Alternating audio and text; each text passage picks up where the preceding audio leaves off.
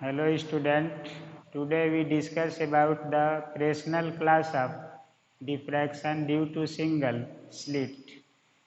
तो इस लेक्चर में हम लोग डिफ्रैक्शन पढ़ेंगे जो फ्राउनहोफर डिफ्रैक्शन है।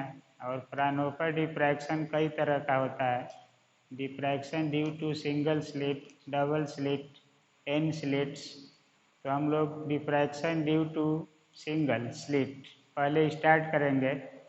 इसके पहले लेक्चर में फ्रेस्नेल क्लास ऑफ डिफ्रैक्शन का डिस्कशन किया गया।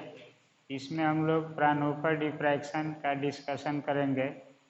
और फ्रेस्नेल क्लास ऑफ डिफ्रैक्शन एक लंबा टॉपिक होता है जिसमें कई रिलेटेड टॉपिक जुड़ेंगे।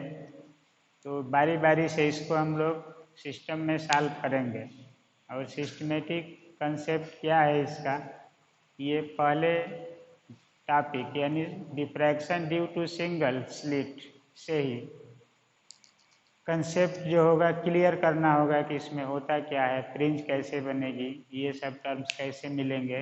ये तो ये कंटेंट हम लोग एक्सप्लेन करेंगे। Fraunhofer diffraction due to single slit.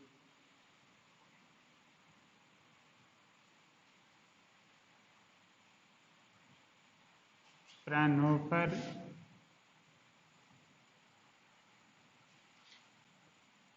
Diffraction due to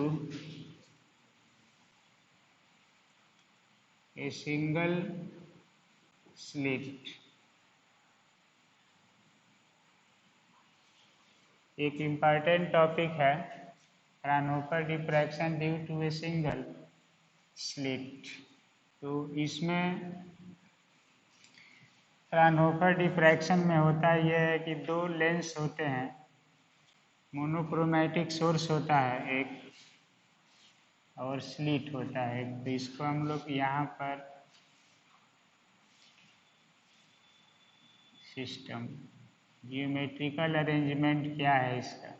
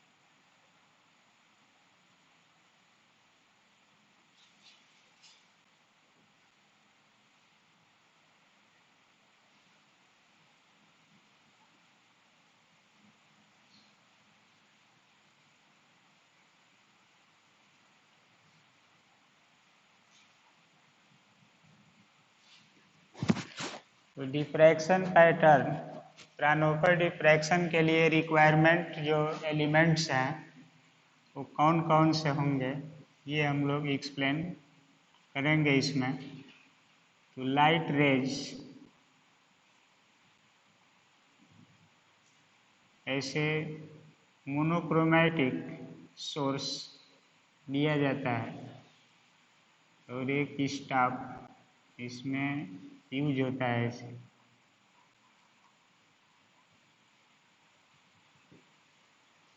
दो कन्वेक्स लेंस, तो इसमें मोनोक्रोमेटिक सोर्स होगा, एक कन्वेक्स लेंस होगा between slit and source, and convex lens होगा एक बिटवीन स्लिट एंड स्क्रीन। तो इसको हम लोग लेंस फर्स्ट कहते हैं और इसको लेंस सेकंड, और ये होता है स्क्रीन। ऐसे रहेगा 2 डायमेंशनल स्क्रीन, इसी पर फ्रिंज बनती है, तो हम लोग सिंपल ऐसे दिखा देते हैं स्क्रीन।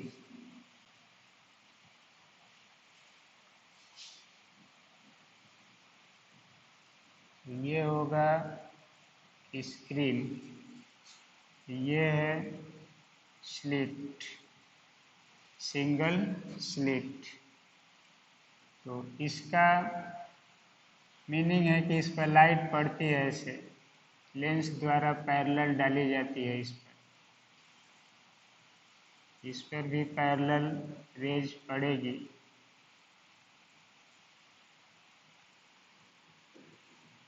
और ये रेज लेंस से जा रही है ऐसे यहाँ पर सोर्स से लेंस पर,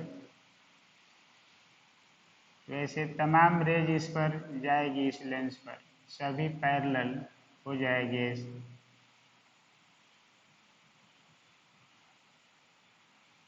उसी तरह इधर भी जाएगी रेज,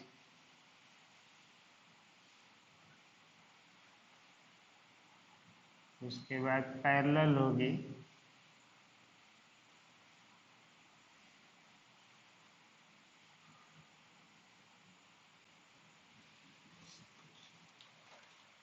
तो ये रेज इस पर पड़ेगी, तो सिंगल स्लिट है, ये ओपेक पोर्शन है और ये पोर्शन है शेडेड। तो इसका थिकनेस लिया जाता है ए या डी। तो डबल स्लिट में डी लेते थे, सिंगल स्लिट है तो एक थिकनेस लिया जाएगा स्मॉल ए, या किसी भी सिंबल से दिखा सकते हैं। इसमें से मान लीजिए कि एक रे जा रही है अपर ओपेक पोर्शन के पास और ये लोअर ओपेक पोर्शन पर, अब बाकी सभी रेज बीच में से निकलेगी।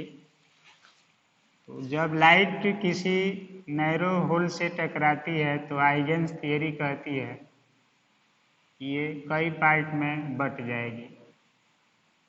तो कुछ रेज ऐसे निकल कर के जा रही है इस पर, कुछ ऊपर जाएगी ऐसे डिफ्रैक्ट होगी, ये भी कुछ ऊपर जाएगी डिफ्रैक्ट होकर। तो यहाँ पर जो रेज ये थीटा एंगल पर जा रही है तो ये भी थीटा एंगल पर जाएगी। अब ये रेज कन्वेक्स लेंस है तो ये फोल्ड करेगा इसको और फोल्ड करके लाएगा सेंटर पर, अगर तो ये भी एक सेंटर पर जाएगी ऐसे। तो ये पैरेलल रेज है। उसी तरह ये दो पैरेलल रेज होगी, ये भी कहीं ना कहीं से ये बेंड होकर के इस पर जाएगी, सीधा यहाँ से निकलेगी और ये भी बेंड होकर ऐसे पहुँचेगी। तो ये कंडीशन होगा डिफ्रैक्शन, डिफ्रैक्टेड। इसी तरह से रेज अगर हम लोग नीचे दिखाते हैं कहीं ऐसे, तो यहाँ से भी डिफ्रैक्ट होगी ऐसे रेज, ये नीचे कहीं आती है बेंड होकर, तो ये भी बेंड होकर यहाँ पर जाएगी। कन्वेक्स लेंस है तो कहीं ना कहीं इसको फोकस करेगा। तो ये सेंटर होता है सी, और इसको मान लीजिए पॉइंट पी है, नीचे पी डैश है। तो स्क्रीन पर तमाम फ्रिंज बनती है। अब यहाँ पर जो रेज जाएगी, देखिए इस फोकस से निकल रही है, सेम डिस्टेंस पर जा कर के मिलेगी। तो जो सेंट्रल पॉइंट होगा इसका पाथ डिफरेंस 0 हो जाएगा। अब इसको हम लोगों को सॉल्व भी करना है, कैलकुलेशन करना है, कैसे एक्सप्लेन करेंगे रिजल्ट। सेंटर है तो सेंटर से जैसे यहाँ पर रेज जा रही है, एक सेंटर से ऐसे भी रेज लेते हैं, तो ये सिंगल स्लिट है। स्लिट मान लीजिए कि ये S1 है और इसको S2 मान लिया जाए। पोर्शन ओपेक पोर्शन के अंदर ट्रांसपेरेंट पोर्शन है। इसकी चौड़ाई बहुत कम होती है, कागज तल पर ऐसे दिखा दिया गया है चौड़ा, लेकिन ये एंगस्ट्राम में माइक्रोमीटर में लिया जाता है, क्योंकि स्लिट का रूल है कि डिफ्रैक्शन देखना चाहते हैं तो जो नैरो होल है इसकी चौड़ाई अप्रॉक्सीमेटली इक्वल होना चाहिए वेवलेंथ ऑफ लाइट। तो स्लिट हो गया, दो लेंस हो गए, स्क्रीन हो गया, और ये होगा मोनोक्रोमैटिक। एक इम्पॉर्टेंट टॉपिक है ये ऑप्टिक्स का, मोनोक्रोमैटिक सोर्स। तो ये डिफ्रैक्शन को अरेंज करने के लिए, फ्राउनहोफर डिफ्रैक्शन को कहीं भी अरेंज करने के लिए एक monochromatic source, two convex lens, narrow single slit and screen, ये रिक्वायर्ड एलिमेंट्स होंगे।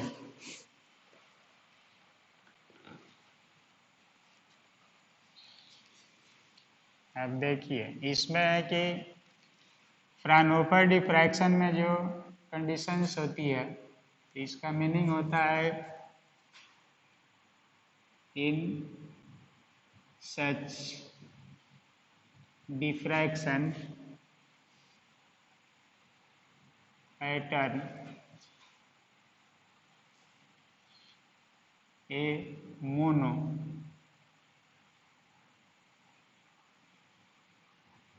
chromatic light to convex lenses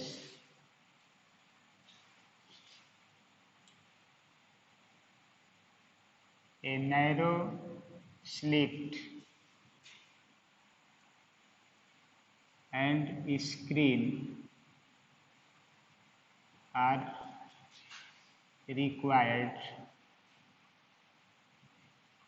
ये इसका जियोमेट्रिकल रिक्वायरमेंट होगा।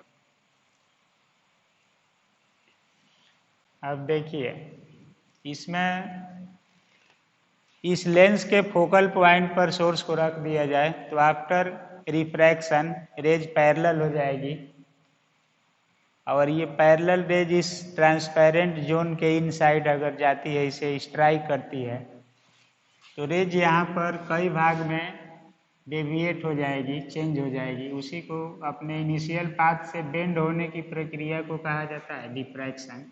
तो ये डिफ्रैक्टेड रेज होगी, और इस लेंस के फोकस पॉइंट पर ही लगभग स्क्रीन को लिया जाता है, और ये लेंस इस स्लिट के बहुत समीप रखा जाता है। ये बड़ा कर्वेचर का लेंस लिया जाता है और ये छोटा कर्वेचर का लिया जाता है। तो ये लेंस बड़ा होता है, ये छोटा होता है इसके तुलना में, और इसके फोकस पॉइंट पर जब रहेगा स्क्रीन तो रेज जाती है पैरेलल जो जा रही है, ये उसी तरह से ये दोनों पैरेलल होगी, ये मिलेगी, ये पैरेलल होगी मिलेगी। अगर नीचे आती है तो ये पैरेलल होकर के कन्वर्ज होगी और स्क्रीन पर कहीं ना कहीं मिलेगी। अब इस पॉइंट पर पाथ डिफरेंस 0 होगा, तो रेज जो होगी सेंटर पर मिलने वाली रेज ब्राइट फ्रिंज बनाती है, और पॉइंट पी और पी डैश का नेचर क्या होगा हम लोग फाइंड करेंगे, क्योंकि इसका पाथ कम है और इसका पाथ ज़्यादा है, तो पाथ डिफरेंस मिलेगा। इस पाथ डिफरेंस को काउंट करते हैं, तो काउंट हम लोग करेंगे, और इंटेंसिटी वेरिएशन कैसे होगा सेंटर पर, दूसरी फ्रिंज पर, तीसरी पर, मैक्सिमा मिनिमा कैसे बनेगा, ये सब टर्म कैलकुलेट होंगे। Fraunhofer diffraction due to single slit में होता क्या है, तो इसमें देखिए सबसे पहला है कि एक मोनोक्रोमैटिक सोर्स होगा, एक कन्वेक्स लेंस होगा स्मॉल कर्वेचर का या स्मॉल रेडियस ऑफ कर्वेचर का, और एक नैरो स्लिट होगा। जिस स्लिट की थिकनेस जो लाइट यहाँ पर यूज की जाएगी उसके वेवलेंथ के आर्डर में लिया जाएगा, जो ए से दिखाया गया है। तो ए का जो आर्डर होगा वेवलेंथ के आर्डर में रहेगा।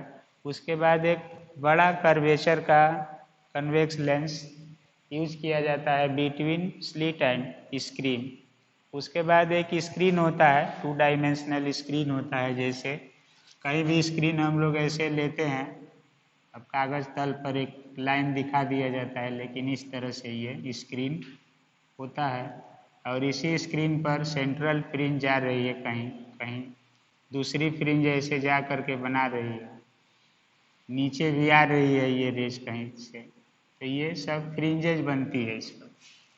और यही फ्रिंज जो होती है, जैसे आपका इमेज हमेशा 2 डायमेंशनल दिखाई देता है, किसी भी सीट पर फोटोग्राफर आपका इमेज बनाकर दे देता है, तो ये यही होता है स्क्रीन पर इमेज। वैसे हम लोग स्ट्रेट लाइन में दिखा देते हैं, लेकिन जियोमेट्रिकली ये 2 डायमेंशनल होगा ऐसे, इसी पर इमेज बनता है। तो बेसिक रिक्वायरमेंट ये होगा, Fraunhofer diffraction due to single slit. अब इस सिंगल स्लिट की प्रॉपर्टीज में हम लोग यह एक्सप्लेन करते हैं कि देखिए, मोनोक्रोमैटिक सोर्स से जो लाइट जा रही है, जो रेज सेंटर पर मिल रही है उसमें पाथ डिफरेंस 0 होगा, क्योंकि यहाँ से दोनों समान डिस्टेंस चल करके जाएगी। नॉर्मली इस पर पढ़ना चाहिए, डिफ्रैक्शन का कंडीशन था और स्लिट नैरो होना चाहिए, तो ये सेम डिस्टेंस पर जाकर सी पर मिलेगी, तो इसमें पाथ डिफरेंस 0 होगा। लेकिन जो रेज पी और पी डैश पर मिलेगी, एबव पॉइंट सी और बिलो पॉइंट सी, उसमें पाथ डिफरेंस एग्जिस्ट करेगा, तो पाथ डिफरेंस के अनुसार मैक्सिमा और मिनिमा क्रिएट होगा। तो ये रिक्वायर्ड कंडीशन इसमें होगा। अब देखिए, the raise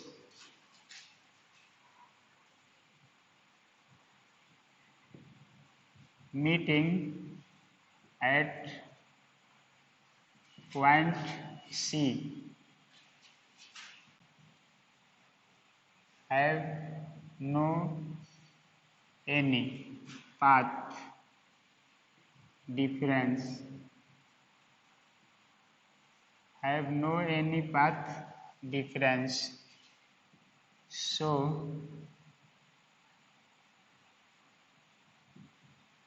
maxima means bright,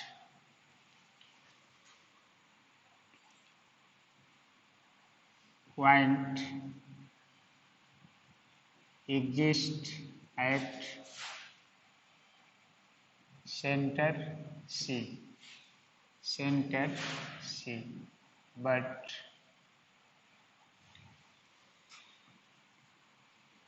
rays meeting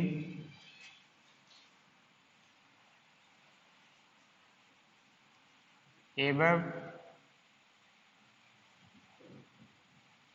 point C or below point C have a definite path difference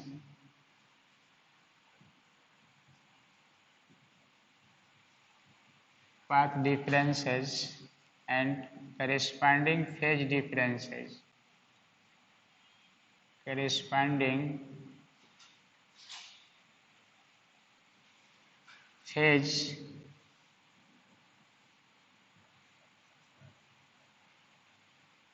differences, so either maxima or minima points are appeared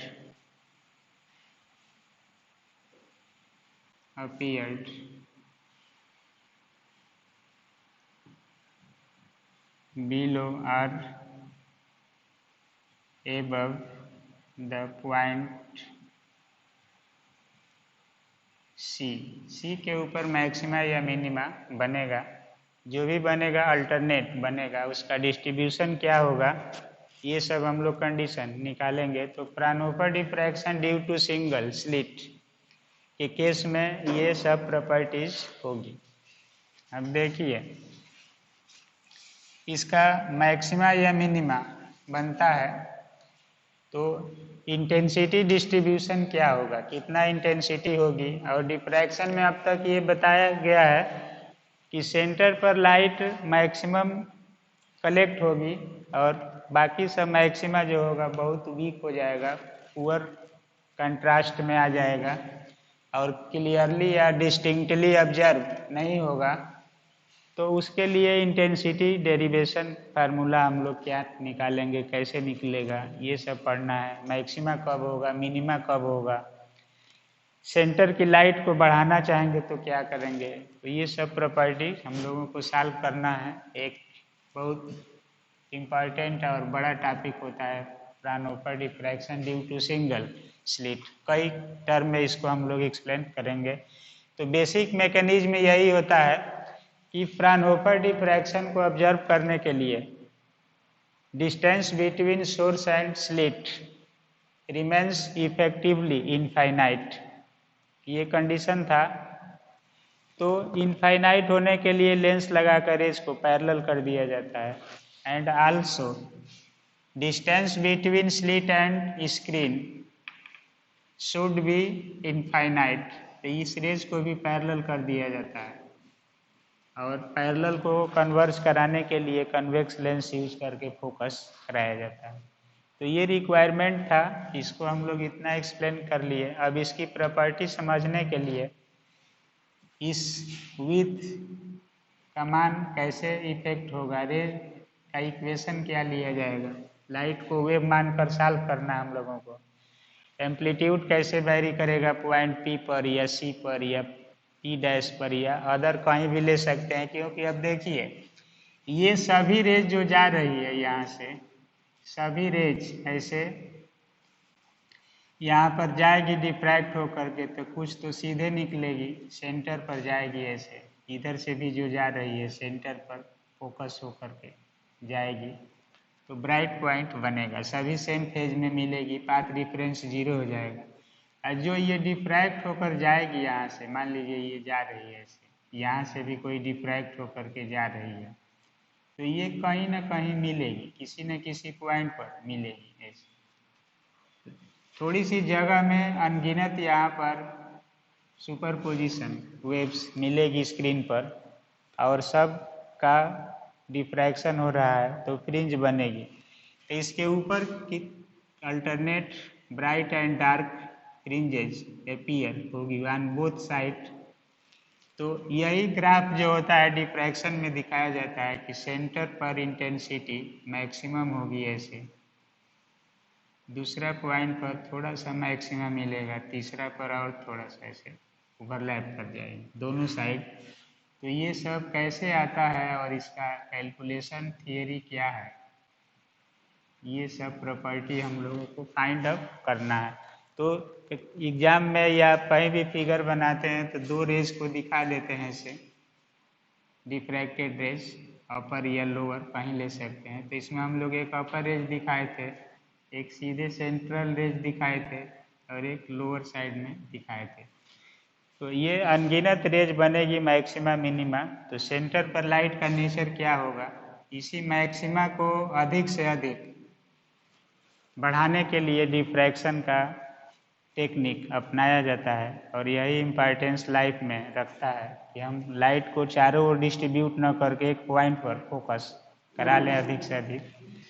तो इसको हम लोग इसमें देखेंगे कि कैसे पीक जो होगा प्राप्त होगा और जो साइड फ्रिंजेज होगी इसके बोथ साइड, इसका नेचर कैसे घटेगा। तो ये आपके कोर्स में पूछा जाता है कि प्रूव दैट इंटेंसिटी डिस्ट्रीब्यूशन, अगर यहाँ पर इंटेंसिटी I0 है तो दूसरा जो मैक्सिमा बनेगा यहाँ पर इंटेंसिटी होती है I0/22, इतना घट जाती है। तीसरा जो होता है ये I0/62, अगला जो होता है I0/126 के रूप में तेजी से डिक्रीज करता है। तो ये अगर 100% है तो उसका 1/22वां हिस्सा बचेगा, 1/61वां हिस्सा बचेगा और 1/126 पार्ट बचेगा। तो ऐसे घटती है।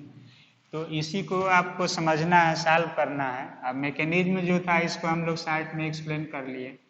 अब यहाँ से इसका इंटेंसिटी डिस्ट्रीब्यूशन कंसेप्ट क्या है, वेव का रिजल्टेंट क्या आएगा, ये सब हम लोग काउंट करेंगे। तो देखिए इसमें एक टॉपिक के माध्यम से इसको अगर हम लोग सॉल्व करते हैं तो ये बहुत बड़ा होता है, एग्जाम में लिखना कठिन हो जाता है। तो इसको हम लोग ब्रेक करके तोड़ कर छोटे छोटे कंडीशन में लेंगे। तो इसमें लेते हैं कि पहला कंडीशन हम लोग लेंगे कि इंटेंसिटी डिस्ट्रीब्यूशन, जैसे जब ये हम लोग ले रहे हैं कि आइदर मैक्सिमा और minima points are appeared below or above the point C.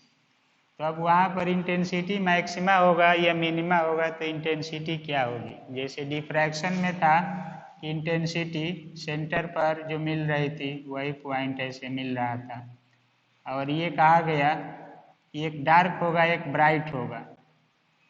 तो अगर ब्राइट है डार्क ये प्योर है तो विजिबिलिटी होगी कि ब्राइट है ये डार्क है, पहचान में आएगा, गुड कंट्रास्ट होगा, गुड विजिबिलिटी होगी। इसमें क्या लाइट यहाँ पर पूर्ण रूप से जीरो हो जाएगी कि नहीं होगी, और यहाँ पर लाइट का स्पष्टीकरण होगा कि नहीं होगा। तो ये सब फाइंड किया जाएगा, दोनों में अंतर है, ये सब बताया गया था शुरू में। तो अब हम लोग यहाँ पर लेंगे, देखिए इसी में एक डेरिवेशन करेंगे हम लोग इसी टॉपिक के थ्रू, उसके बाद इसकी प्रॉपर्टीज निकलेगी। टू फाइंड द इंटेंसिटी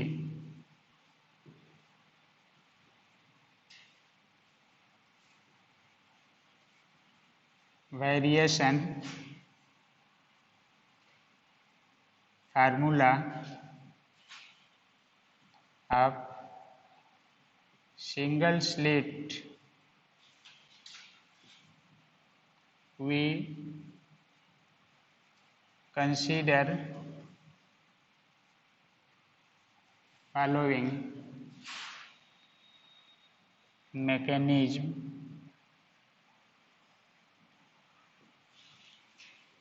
तो अब हम लोग इसको सॉल्व करेंगे, एक फार्मूला निकालेंगे।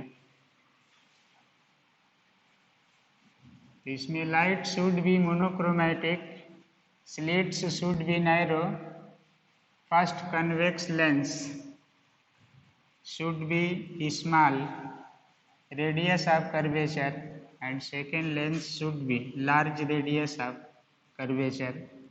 ये होना चाहिए, एक स्क्रीन होना चाहिए। अब देखिए इसको सॉल्व करने के लिए हम लोग एक छोटा सा फिगर इसी को ले रहे हैं, ड्रा कर रहे हैं ऐसे। जैसे मान लीजिए स्लिट है ये,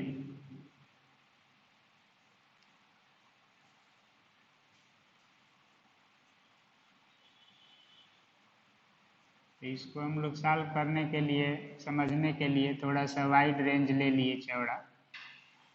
अब इसका एक सेंटर ले लिए हम लोग ऐसे, आगे स्क्रीन है या कुछ भी है, रेज को यहाँ पर मान लिए कि पैरेलल रेज आ रही है ऐसे, जो भी रेज हो।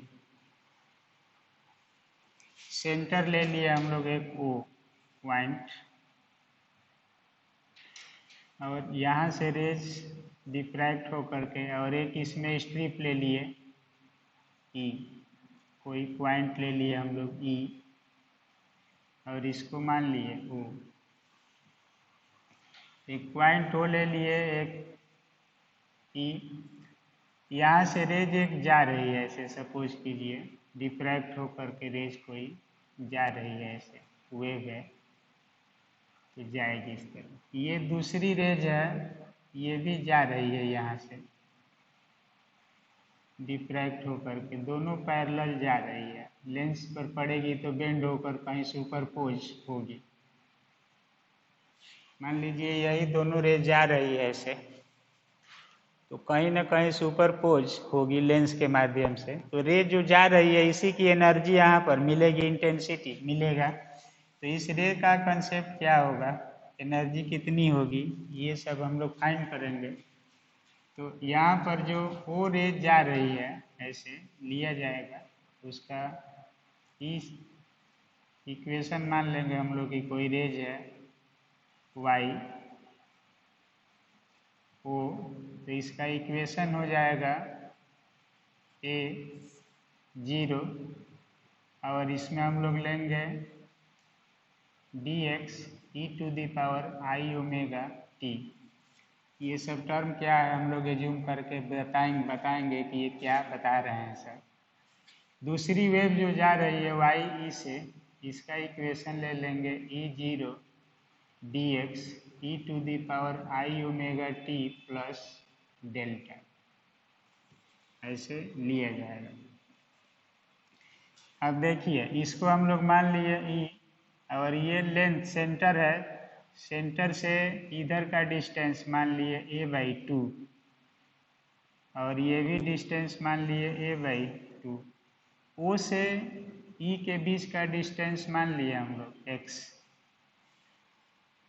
स्ट्रिप का रूप लेंगे हम लोग यहाँ पर, तो ये दोनों को ऐड कर देंगे तो आ जाएगा a, पूरा थिकनेस कितना है जो इसमें लिया गया है। अब जैसे आप किसी चीज़ को कैलकुलेट करते थे, सपोज कीजिए कि आप किसी रॉड का मोमेंट ऑफ इनर्शिया निकालते थे, तो एक स्ट्रिप मानते थे इसका, उसका थिकनेस लेते थे dx, इसे डिस्टेंस लेते थे x और इसके अबाउट पूरा सॉल्व करते थे तो इंटीग्रेट करते थे इसका, और इंटीग्रेशन लिमिट था L/-L/2 से प्लस L/2। तो ये आपका जियोमेट्री सॉल्व होता था। तो उसी तरह से हम लोग इसको दो पार्ट में कर दिए, एक पार्ट का वेरिएशन लेंगे तो a/2 होगा और इधर का वेरिएशन लेंगे तो a/2 होगा, और इसको सॉल्व करेंगे। स्ट्रिप लेते थे तो स्ट्रिप का मास कितना है, मोमेंट ऑफ इनर्शिया कितना है, उसके बाद टोटल के लिए इंटीग्रेट कर देते थे। तो उसी तरह से हम लोग इसमें कुछ पोर्शन लेंगे, क्योंकि लाइट यहाँ से जा रही है तो कितना रेंज से कितनी रेंज निकल रही है ये सर्टेन नहीं है, तो उसको हम लोग कंटिन्यूअस डिस्ट्रीब्यूशन में लेंगे। और कंटिन्यूअस डिस्ट्रीब्यूशन को सॉल्व करने के लिए आप इंटीग्रेशन ले लेते हैं, जैसे 0 से इनफाइनाइट किसी लिमिट में कैसे वेरिएशन हो रहा है। तो इसको समझने के लिए ये कंसेप्ट हम लोग यूज करेंगे इसमें। देखिए यही डायग्राम है, मैकेनिज्म तो यही रहेगा। वेरिएशन को समझने के लिए हम लोग एक टर्म ले रहे हैं, तो ये आपका क्या था, स्लिट, ये इंसिडेंट रेज है, डिफ्रैक्टेड रेज है। अब यहाँ पर जो एक वेव है उसको हम लोग मान लिए कि जो ओ से जा रही है ओरिजिन से, वो वेव है, और ई से जो जाएगी, तो यहाँ पर हम लोग देखेंगे कि जो रेज यहाँ से जा रही है या यहीं से जा रही है कोई वेव, ये जा रही है, तो जैसे ये दो दिखाया गया है, तो इसका पाथ अलग है, इसका पाथ अलग है, तो दोनों रेज के बीच में पाथ डिफरेंस आएगा ई और ओ से जाने वाली रेज के बीच में, और उस पाथ डिफरेंस के कारण आपका फेज डिफरेंस होता है कुछ न कुछ 2π/λ इंटू डेल्टा। तो फेज डिफरेंस इसमें आ गया, जैसे आई ओमेगा टी है, पीरियाडिक वेव है, ई का पावर आई थीटा है, ये साइन भी है कास भी है, तो इसमें डेल्टा जोड़ा गया है जो फेज डिफरेंस होता है। जैसे आप पढ़ते हैं कि y = a sine omega T और y = a sine omega t plus five, तो इसमें फेज डिफरेंस कितना हो जाता है, फाइव। तो दोनों के बीच में फेज डिफरेंस एक आएगा, निश्चित आएगा, क्योंकि इसी को लिखा गया है कि पॉइंट सी पर जाने वाली रेज में कोई पाथ डिफरेंस नहीं होगा, लेकिन पॉइंट सी के ऊपर या नीचे सुपरपोज होने वाली जो दो वेव होगी कोई भी, तो उसमें पाथ डिफरेंस होगा, फेज डिफरेंस जरूर आ जाएगा, क्योंकि जहाँ भी डेल्टा अगर 0 हो जाता है तो फेज डिफरेंस भी 0 हो जाता है। तो सेंटर पर आने वाली वेव में लिखा गया है कि कोई पाथ डिफरेंस नहीं है, तो फेज डिफरेंस भी नहीं होगा, लेकिन उसके ऊपर और नीचे जाने वाली वेव में फेज डिफरेंस होगा, क्योंकि उसमें पाथ डिफरेंस मिलेगा। तो देखिए हम लोग ये मान लेंगे यहाँ पर, सबसे पहले let a equal to width of slit की। अब हम लोगों को जियोमेट्रिकल डाटा देना है। इस एक्सपेरिमेंट में या इस डिवाइस में जो ए लिया गया है इसका रोल क्या होगा, तो ये होगा। और दूसरा है कि ओ को हम लोग मान लेंगे ओरिजिन, ई को हम लोग मान लेंगे strip of slit, strip of slit of with या थिकनेस dx, इसको dx मान लेंगे हम लोग। अब देखिए O से E को हम लोग क्या मान रहे हैं, x। O से E को मान लेंगे हम लोग x डिस्टेंस पर है। अब A 0 को मानेंगे हम लोग इनिशियल एम्पलीट्यूड, या ऐसे ले लेंगे एम्पलीट्यूड पर यूनिट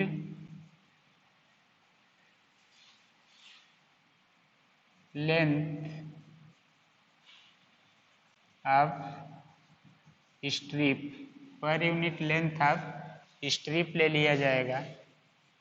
तो A naught into D X equal to होगा टोटल एम्पलीट्यूड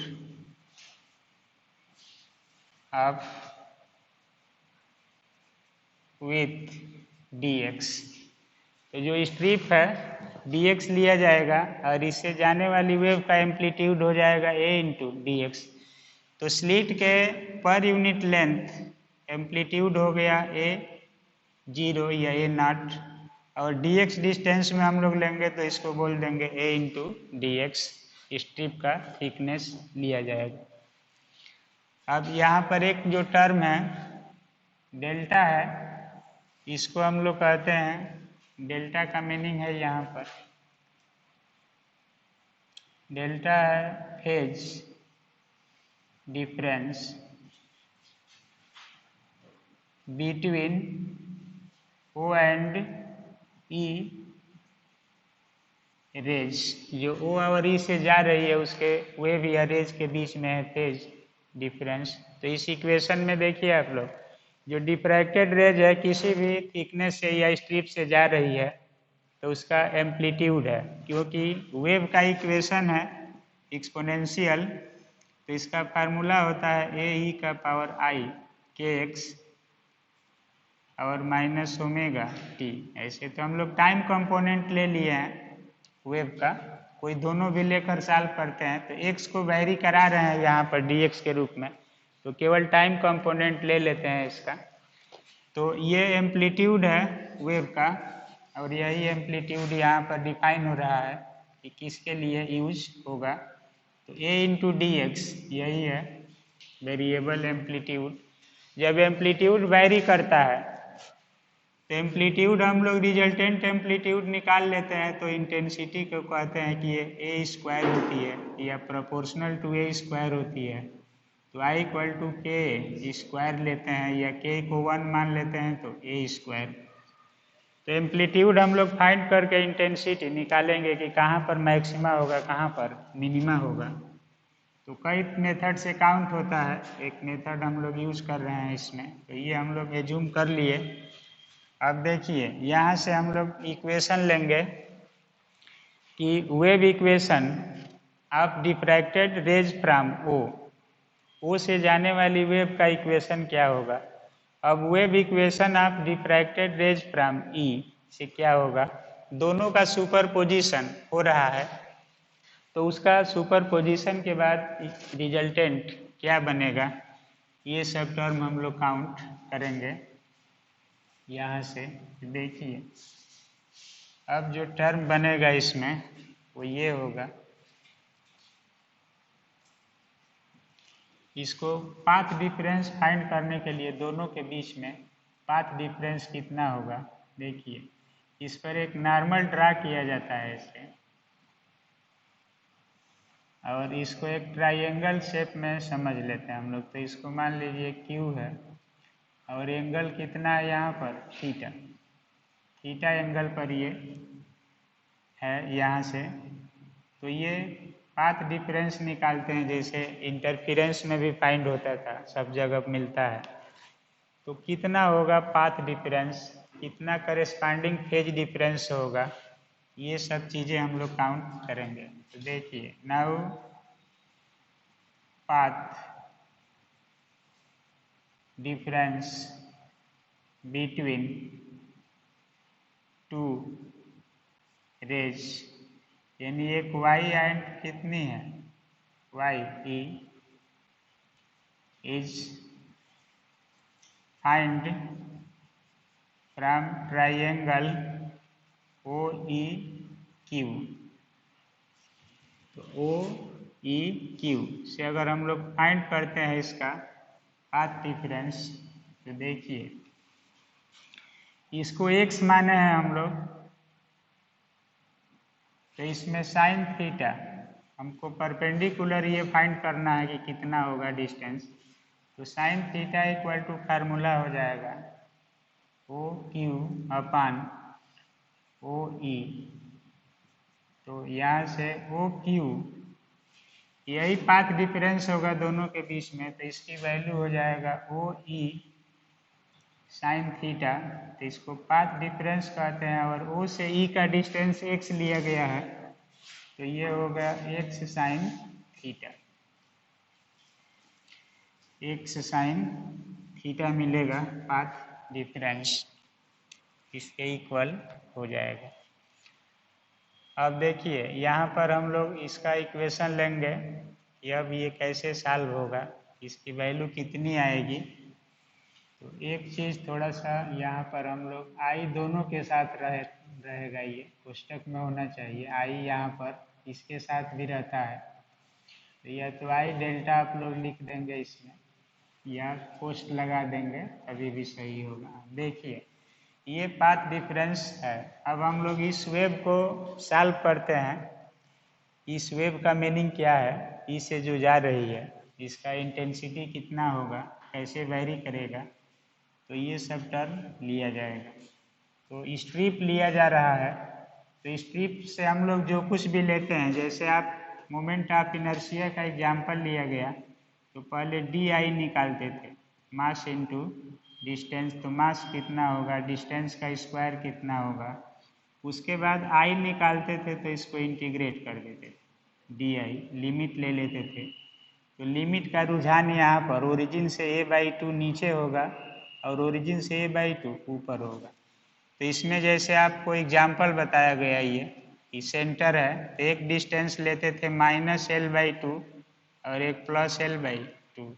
इसको सॉल्व करते थे तो 2 से मल्टीप्लाई करके हल कर देते थे, तो वैल्यू निकल जाता था।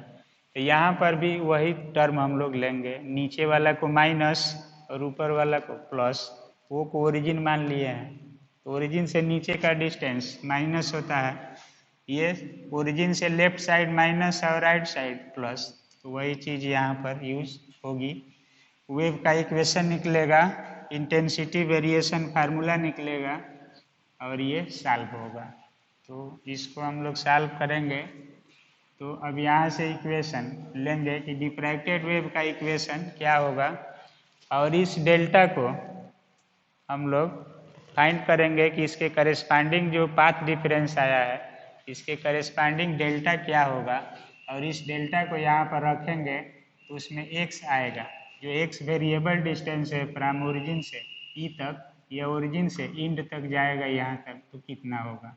तो x का वेरिएशन यहाँ पर होगा 0 से a/2, और इधर भी होगा 0 से a/2।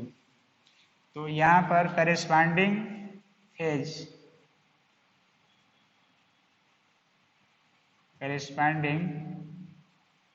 फेज डिफरेंस इज, तो इसका जो करेस्पॉन्डिंग फेज डिफरेंस होगा, इसकी वैल्यू होती है 2π/λ इंटू डेल्टा। तो ये होगा 2πx sine theta upon lambda. तो डेल्टा की वैल्यू है x साइन थीटा, ये मान रख देंगे यहाँ पर। डेल्टा इतना होगा phase difference corresponding to such path difference. अब इस इक्वेशन को हम लोग स्ट्रिप का इक्वेशन मान करके सॉल्व करेंगे तो रिजल्ट यहाँ पर हम लोगों का मिलेगा इंटेंसिटी डिस्ट्रीब्यूशन। पहले एम्पलीट्यूड मिलेगा, एम्पलीट्यूड से इंटेंसिटी मिलेगी और वह इंटेंसिटी कहाँ पर मैक्सिमा होगी, कहाँ पर मिनिमा होगी, ये टर्म हम लोग काउंट करेंगे। Due to single slit Fraunhofer diffraction का मैकेनिज्म क्या है तो ये एक्सप्लेन कर लेते हैं यहाँ के बाद। अब यहाँ से हम लोग इक्वेशन इसका निकालेंगे।